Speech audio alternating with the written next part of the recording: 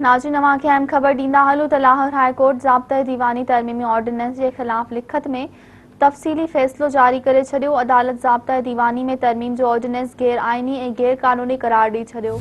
Justice शाहिद करीम Punjab bar council जी दरख़्वास्त ते लिखत में तफ़सीली फ़ैसिलो जारी कयो। फ़ैसिले में चयो आहे त ज़ाब्ता दीवानी जे तरमीमी ऑर्डिनेंस मुतासिरनि जे हक़नि जो गलो दॿाए छॾियो आहे। तरमीम लाइ लाहौर हाई कोर्ट खां बि राय न वरिती वई।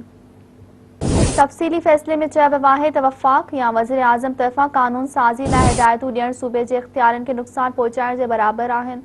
फ़ैसिले मूजिबि वज़ीर आज़म पारां सूबे खे क़ानून साज़ी लाइ हिदायतूं ॾियणु न सिर्फ़ गैर क़ानूनी आहिनि पर इख़्तियारनि जो आमराणो इस्तेमालु बि आहे।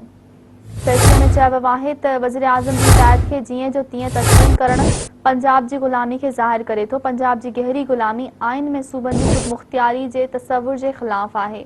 फ़ैसिले मूजिबि वज़ीर आज़म पारां क़ानून साज़ी लाइ पंजाब खे ॾिनल हिदायतूं गैर क़ानूनी आहिनि।